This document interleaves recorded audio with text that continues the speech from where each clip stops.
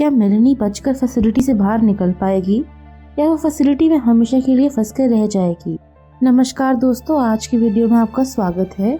आज हम बात करेंगे 2016 में आई film girl with all the gifts के बारे में। फिल्म की शुरुआत में हम एक पोस्ट अपोकलिप्टिक ज़ॉम्बी एरिया देखते हैं और वहाँ पर हम देखते हैं कि मेलेनी लड़की का नाम है जो बेड पर लेटी हुई है और ऐसे ही लाइट्स ऑन होने पर उसके सेल में वो खड़ी होती है, स्कूल के लिए तैयार होती है और दो सोल्जर्स आकर उसे ग्रीट करते हैं।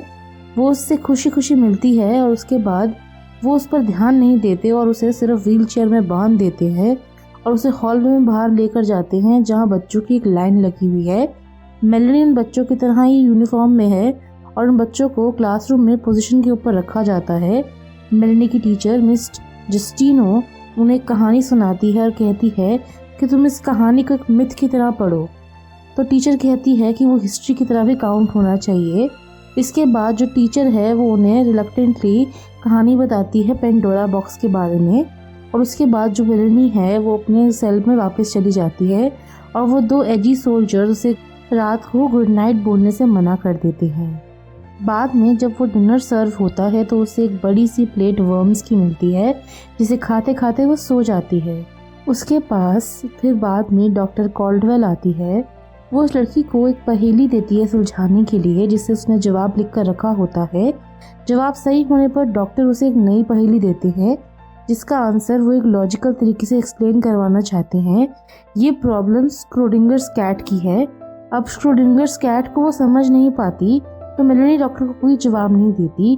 वो कुछ लिखकर उसे पकड़ाती है, कहती है कि उसके बिहेवियर के कंसर्न में ये चीज़ है। वो उसे पढ़ती है और उसके बाद उससे पूछती है मेलेनी से कि तुम एक नंबर का नाम लो। तो वो कहती है 13। बाद में सोल्जर्स उसे आके उठाते हैं अगले दिन बाकी बच्चों की तरह फिर से स्कूल के लिए और मेलेनी को वापस व्हील चेयर में बाहर लेके जाया जाता है उसके नंबर्ड सेल्स में से। और जब वो 13 नंबर के सेल पर ध्यान देती है तो वो खुला नहीं होता। जब वो क्लासरूम पहुंचती है तो 13 नंबर की सीट भी खाली होती है। टीचर डिसाइड करती है कि वो उन्हें एक राइटिंग असाइनमेंट देगी जिसके अंदर बच्चों को एक कहानी लिखनी होगी। बच्चे घबराए होते हैं कि वो कहानी कैसे लिखेंगे, लेकिन मेलेनी बहुत लंबी कहानी लिखती है अपनी नोटबुक के अंदर और जब टीचर कहती है उसे अपनी कहानी सुनाने के लिए तो वो जोर से पढ़कर को अपनी कहानी सुनाती है। उस कहानी के अंदर वो एक सेवियर होती है और हीरो होती है और उस कहानी को पढ़कर जो उसकी टीचर है सुनने के बाद काफ़ी ज़्यादा भावुक हो जाती है और वो मेलेनी के पास जाके उसे छूने की कोशिश करती है। लेकिन अचानक से सार्जेंट पार्क्स वहाँ पर आ जाते हैं क्लासरूम के अंदर और चिल्लाते हैं कि तुम्हें पता नहीं कि बच्चों को हाथ लगाना मना है। वो जस्टिनो को रिमाइंड करना चाहते हैं कि अगर ऐसा कुछ करेंगे तो क्या होगा। तो वो जाकर एक बच्चे के सामने अपनी बाजू ऊपर कर देते हैं और इतने पास चले जाते हैं कि वो बच्चा उनकी बाजू सूंघ सके और सूंघते ही वो इतना ज़्यादा भयानक तरीके से रूप ले लेता है, उसका जॉ बाहर आता है और वो उसे सिर्फ काट खाना चाहता है और बाकी सारे बच्चे भी वही सेम बिहेवियर मिमिक करते हैं। सार्जेंट पार्क्स में समझाते हैं कि ऐसा करने पर तुम्हारे साथ भी यही होगा। उसके बाद वो मेलेनी को उसके सेल में ले जाते हैं और बाकी सारे रिस्ट्रेंट्स लगाकर ही वहीं छोड़ देते हैं। वो लड़की उसे विलन समझ लेती है क्योंकि वो उसे समझाने की बजाय वहीं बांध कर चला गया है और उसी रात जस्टिनो जो है मेलेनी के पास आती है। वो रियलाइज़ करती है कि उसे ऐसे ही छोड़ दिया गया है। वो सेल के अंदर जाती है और उसके रिस्ट्रेंट्स को उतारने की कोशिश करती है, लेकिन उस बच्ची को खुशबू आ जाती है टीचर की और उसके साथ दोबारा से वैसे ही टर्न होने लग जाती है जैसे बाकी बच्चे। तो इससे पहले कि वो पूरी तरह टर्न हो जाए वो अपनी टीचर से बाहर निकलने के लिए कहती है। रात को डॉक्टर कॉल्डवेल जो है वापस आती है मेलेनी के पास। वो बातें करते हैं और वो लड़की से पूछती है किसी और नंबर के बारे में, लेकिन इस बार वो नंबर 4 कहती है जो उसकी खुद के नंबर सेल का नंबर है। उसके बाद सुबह में सार्जेंट पार्क्स जो है मेलेनी को बाहर लेकर आते हैं सेल से और एक एलिवेटर के अंदर उसे व्हील कर ले जाते हैं उस फैसिलिटी से बाहर जहां गन शॉट्स चल रहे होते हैं। चारों तरफ जो सोल्जर्स हैं वो इधर उधर भागते हुए शूट करते हुए नजर आते हैं फेंस की तरफ, जहाँ मिलिट्री कॉम्प्लेक्स के बाहर मेलेनी कंफ्यूज है देखकर कि वहाँ पर पार्क्स जो है उसे कहीं और लेकर जा रहा है एक नए कॉम्प्लेक्स में। जब वो लेबोरेटरी के अंदर पहुंचती है तो वहाँ कॉल्डवेल जो है वो उसका वेट कर रही होती है। वो उसे स्क्रोडिंगर्स कैट के बारे में पूछती है लेकिन वो कोई रिस्पांस नहीं देती। इसके बाद वो एक्सप्लेन करती है कि जो कैट है बॉक्स के अंदर वो बहुत जिंदा और मरी हुई है। उसके बाद मेलेनी जो है वो एक दूसरे डॉक्टर के द्वारा उसमें सेडेटिव इंजेक्ट किया जाता है और इंस्टेंटली वो बेहोश हो जाती है और फिर उसे एक स्लैब के ऊपर डालकर रिस्ट्रेन किया जाता है और उसके अचानक से ही वो उठ जाती है।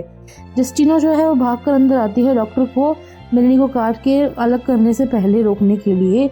उसके बाद वो कुछ प्रॉमिसिंग वर्ड कहती है टीचर को कन्विंस करने के लिए कि अपना वेपन नीचे रख दे। इमीडिएटली वो जैसे ही वेपन नीचे रखती है उसके ऊपर पेपर स्प्रे मार देते हैं। इसकी वजह से जस्टिना कुछ नहीं कर पाती और सोल्जर्स जो है उसे अरेस्ट कर लेते हैं। वो एक्सप्लेन करती है कि वो मेलेनी को सिर्फ काट नहीं रही है वायलेंस के लिए, बल्कि वो उसे काट कर वैक्सीन बनाना चाहती है। जस्टिना को वहाँ से ले जाया जाता है, एक अलार्म सेट किया जाता है जो कैल्डवॉल को बज रहा होता है दूसरे डॉक्टर की तरफ से।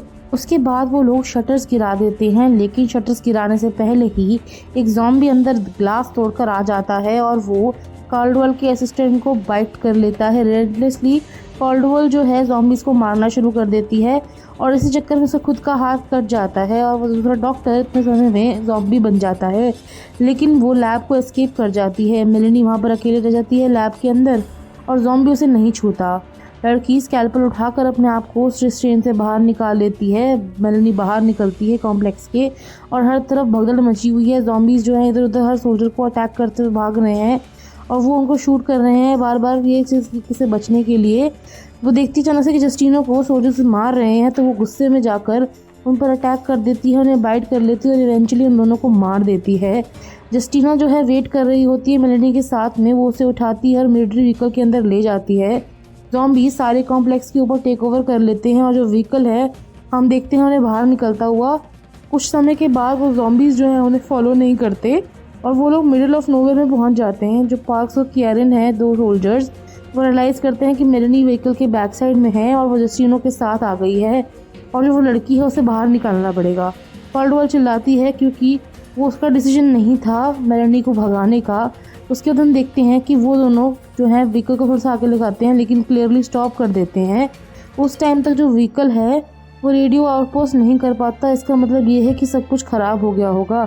डॉक्टर के पास सब्जेक्ट टेस्ट रिवील करने का कोई चांस नहीं है, तो पार्कर, कैरन और कैडवेल जो हैं वो व्हीकल की सप्लाई चेक करते हैं, लेकिन ना उसमें कोई पानी है ना कोई खाना, सिर्फ एक मास्क है जो ज़ॉम्बीज़ रिट्रीव करने का काम आता है।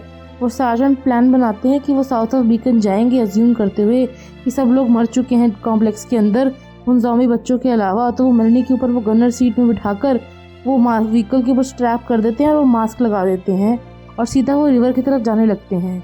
थोड़े टाइम के बाद वो लोग वहाँ पहुँचते हैं और देखते हैं कि कुछ ज़ॉम्बीज़ जो हैं वहाँ पे शूट आउट में आ गए हैं और उनमें से एक सोल्जर को वहाँ पे ज़ॉम्बी अटैक कर लेता है और उसके बाद वो ज़ॉम्बी में टर्न होने लगता है। इससे पहले कि वो पूरी तरह टर्न हो जाए, पार्क्स जो है उसे कहता है कि मुझे मार दो और उसके बाद वो प्रोसेस स्टार्ट होने से पहले ही उसे मार दिया जाता है। वो व्हीकल में रियलाइज़ करते हैं कि वो गेट बंद करना भूल गए हैं। जस्टिना मेलेनी को लेकर आया है और वो बहुत ज़्यादा नर्वस है। लड़कियां ज़ॉम्बी के बारे में पूछती है। कैल्डवेल एक्सप्लेन करती है कि वो जो लोग हैं वो इन्फेक्ट हो गए थे एक फंगस की वजह से जो ट्रांसमिट होता है बाइट करने के लिए। तो जब पार्क्स जो है दूसरी तरफ हम देखते हैं कि व्हीकल की तरफ जाता है, वो रियलाइज़ करता है कि ये बस्टेड है तो उन्हें पैदल ही जाना पड़ेगा। इसी तरीके से वो लंदन जल्दी पहुँच पाएंगे।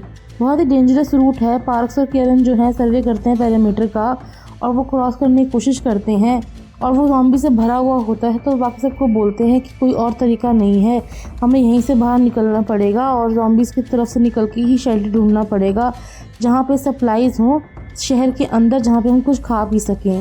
ग्रुप जो है वो मास स्लीपिंग ज़ॉम्बीज़ के आसपास से भटकता हुआ निकलता है। अचानक से पार्क्स रुक जाता है क्योंकि उसे एक डेड एंड ज़ॉम्बी मदर दिखती है जो बच्चे को पुश कर रही है कार्ट के साथ और कैल्डवेल उसे हटाकर रोकता है और उसके बच्चे के ऊपर से कार्ट से ऊपर से कवर हटाता है और असल में उसके अंदर चूहे होते हैं, जिसे देखकर वो डर जाता है और चिल्लाता है। इसी वजह से ज़ॉम्बी मदर उठ जाती है और उसके चिल्लाने से सारा ग्रुप उठ जाता है, लेकिन वो लोग एस्केप करना मैनेज कर लेते हैं उस ज़ॉम्बी फील्ड स्ट्रीट से। उसके बाद वो एक अबैंडन हॉस्पिटल में पहुंचते हैं जहां पे पार्क्स जो है वो गेट को खोलता है और एक और फ्लोर ऊपर होता है जहां वो सब लोग ऊपर चढ़ जाते हैं जो मच सेफ़र होता है। पार्क्स जो है जस्टिना और कैरन इमीडिएटली पेट्रोल पर निकल जाते हैं। कैल्डवेल और मेलेनी साथ में बैठते हैं और वो अकेले हैं। वो लड़की जो है उससे पूछती है कि क्या चल रहा है और वो कहाँ से आई है। डॉक्टर एक्सप्लेन करती है कि वो मटर्निटी वार्ड में मिली थी जब वो छोटी बच्ची थी, तो उनकी मदर इन्फेक्ट हो गई जब वो प्रेग्नेंट थी और वो जो इन्फेक्शन है फंगस के थ्रू उन्हें भी लग गया, लेकिन वो प्लेसेंटा से लगा हुआ जो इन्फेक्शन है वो ज़ॉम्बीज़ से अलग है क्योंकि ये लोग ऑलमोस्ट इंसानों की तरह सोच सकते हैं, रिएक्ट कर सकते हैं और ज़ॉम्बी से काफ़ी अलग हैं। थोड़े दिनों के बाद हम देखते हैं कि जस्टिनो जो है वहाँ पे मेलेनी को नए कपड़े देती है, सॉरी बोलती है कि उसके पास कोई खाना नहीं है। रात को पार्क और जस्टिनो बात करते हैं मेलेनी के बारे में और वो कहता है कि जो लड़की है वो बहुत प्यार करती है उससे। दूसरी तरफ हम देखते हैं जो कियारन है वो गार्ड करता है उसे और बॉन्ड हो जाता है उन दोनों के बीच में भी। अगली सुबह हम देखते हैं कि वो नोटिस करते हैं कि जो ज़ॉम्बीज़ हैं वो हॉस्पिटल के बाद गैदर हो गए हैं और उनके पास कोई तरीका नहीं है। पर मेलेनी एक आइडिया से बाहर आती है, क्योंकि ज़ॉम्बीज़ उसे अटैक नहीं करते हैं। वो जाती है कि वो बाहर जाके कन्विंस करे उन्हें और उन्हें किसी और तरफ भटका दे।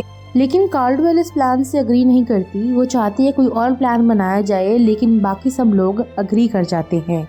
उसके बाद हम देखते हैं कि मेलेनी बाहर निकलती है और वो अपने नए कपड़े पहनकर बाहर निकलना चाहती है। उसके बाद जब वो बाहर जाती है तो ज़ॉम्बीज़ के पास से वो आराम से निकल जाती है, लेकिन उसे अचानक से एक कैट दिखती है। वो उसके पीछे भागती है और उसे कच्चा चबा जाती है। उसके बाद हम देखते हैं कि वो वहाँ से एक डॉग को देखती है और उसे फिर आइडिया आता है कि वो उस डॉग को डिकॉय की तरह यूज़ करेगी और सबका ध्यान भटका देगी। ज़ॉम्बीज़ भी वही करते हैं, वो सब उसके पीछे भागना शुरू करते हैं। पार्क्स जो है उस पर मास्क लगाता है, वापस हैंडकफ लगाता है और वो मेलेनी के साथ आगे जर्नी पर निकल जाते हैं और वो एक अबैंडन सिटी में पहुंच जाते हैं। यहाँ से वो बीकन के लिए निकल जाएंगे। वहाँ कोई तरीका नहीं है उनके पास उस स्ट्रेंज चीज़ को जो फंगस की तरह बड़ी हो रही है, उनकी बॉडी से बाहर निकल रही है, देखने का। ज़ॉम्बीज़ जो हैं अब कुछ और में बदलते जा रहे हैं। डॉक्टर का कहना है कि ये लाइफ साइकिल ऑफ फंगस है और ये अब आगे बढ़ता जाएगा। वो कहते हैं मेलेनी से कि अगर ये केस में फंगस जो है मेलेनी के केस में एक सिम्बायोसिस की तरह काम करता है रादर देन एक पैरासाइट की तरह। और फिर वो शहर के अंदर और आगे निकल जाते हैं। बड़ा सा मास होता है जिसमें बहुत सारी बॉडीज़ होती है और एक मैसिव फंगस होती है जो बिल्डिंग से भी ऊंची होती है। उसके बाद कैल्डवेल जो है सस्पेक्ट करता है कि यही कारण है कि वहाँ पर ज़ॉम्बीज़ नहीं है घूमते हुए, क्योंकि सब लोग ट्रांसफॉर्म हो गए हैं इस मैच्योर स्टेज के अंदर और पॉलिनेट कर रहे हैं एक बड़े से एरिया को, ताकि पूरी दुनिया एक ज़ॉम्बी में बदल जाए। और अचानक से उन्हें एक मोबाइल लेबोरेटरी मिलती है जिसके अंदर वो लोग जाते हैं और स्टार्ट करते हैं वो लोग ट्रैफिक को देखना, इंजन्स को स्टार्ट करना, रेडियो को चेक करना, लेकिन कोई रिस्पांस नहीं मिलता। कियारन जो है सप्लाई ढूंढने के लिए बाहर निकलता है। मेलेनी बहुत अनईजी हो जाती है, जैसे वो टर्न होने वाली हो। वो कहती है कि मुझे कुछ खाने के लिए चाहिए और वो बाहर निकल जाती है हंट करने के लिए। उसे जल्दी ही खाना मिल जाता है और उसे खा के वो बाहर निकलती है। लेकिन जैसे वो खाना ख़त्म करती है उसे अचानक से एक आवाज़ आती है बुक स्टोर के अंदर से और जाकर वो देखती है कि एक बड़ा सा ग्रुप है बच्चों का जो ग्रंट्स के थ्रू कम्युनिकेट कर रहे हैं। और मेलेनी समझ जाती है कि ये बिल्कुल इसके जैसे हैं और जैसे ही उनके पास से अचानक से गुजरता है तो वो कहता है कि उन्हें किसी चीज़ की खुशबू आ रही है। वो बाहर निकल के उन सबको फॉलो करते हैं मोबाइल लैब के अंदर। वापस जाकर कैडवेल जब बीमार होने वाली है वो इन्फॉर्म करती है जस्टिना को कि उसे सेप्सिस है और वो मेलेनी के ऑपरेशन के बारे में बात करना शुरू करती है। कहती है कि मुझे उसका दिमाग और उसकी स्पाइन चाहिए वैक्सीन बनाने के लिए। लेकिन जस्टिनो जो है वो डिस्प्लेजर से बोलती है कि मेलेनी के वापस आने तक मैं कोई और बात नहीं करूँगी और कहती है कि जो बच्चे हैं, मेलेनी के आकर कहती है कि वो कन्विंस कर चुके हैं अपने आप को कि वो कियारन को हंट करने वाले हैं। और जो कियारन है वो बिना बात के अनजान वॉक कर रहा है स्ट्रीट पर खाना ढूंढता हुआ।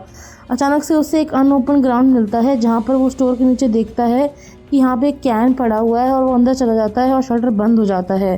अंदर जाने के बाद हम देखते हैं कि वो खाना ढूंढता है, बहुत सारी मैगजीन्स देखता है और एक लड़की आती है उसके सामने। और उसके बाद वो स्टार्टल हो जाता है कि कैसे उस लड़की ने और बाकी सब बच्चों ने उसे स्टोर के अंदर फंसा लिया और मोमेंट के अंदर ही वो सारे बच्चे आ जाते हैं और उनका लीडर उन्हें ज्वाइन करके अटैक कर देता है कियारन के ऊपर और कियारन को आधा खा जाते हैं।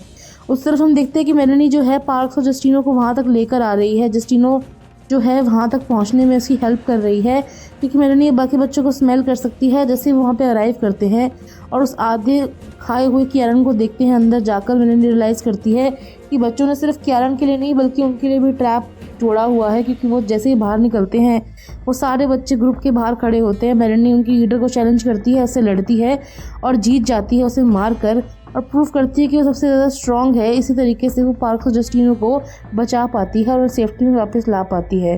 वो लोग लैब के अंदर वापस जाते हैं गेट खुलता है, वो अंदर जाते हैं। जो कार्डवाल है वो सेडेट कर देती है उन्हें और उसके बाद वो गैस पुल करती है जिसके अंदर मेलेनी जो है वो स्लैब की तरफ चली जाती है और उससे कोशिश करती है परफॉर्म करने के लिए प्रोसीजर, लेकिन वो बहुत टेरिबल पेन में है तो वो अपने हाथ से कुछ नहीं कर पाती। जैसे वो कुछ करने की कोशिश करती है, जो मेलेनी है वो दोबारा बदल जाती है और दोबारा से कॉन्शियस और अलर्ट हो जाती है। वो उसे कन्विंस करने की कोशिश करती है कि वो अपनी जान को उसके लिए कुर्बान कर दे। अगर वो सबको बचा सकती है तो उसको भी बचा सकती है, क्योंकि वो वैक्सीन है। और मेलेनी की जो है ऑलमोस्ट एग्री कर जाती है, लेकिन वो उससे काफ़ी सवाल पूछती है। डॉक्टर, तुम्हें क्या लगता है कि मैं ज़िंदा हूँ या मैं सिर्फ ह्यूमन बिहेवियर की एक्टिंग कर रही हूँ? कार्डवाल जो कहती है कि मैं ज़िंदा हूँ, तो लड़की कहती है कि अगर मैं मरी ही नहीं तो मैं तुम्हें बचाने के लिए अपनी जान क्यों दूँ।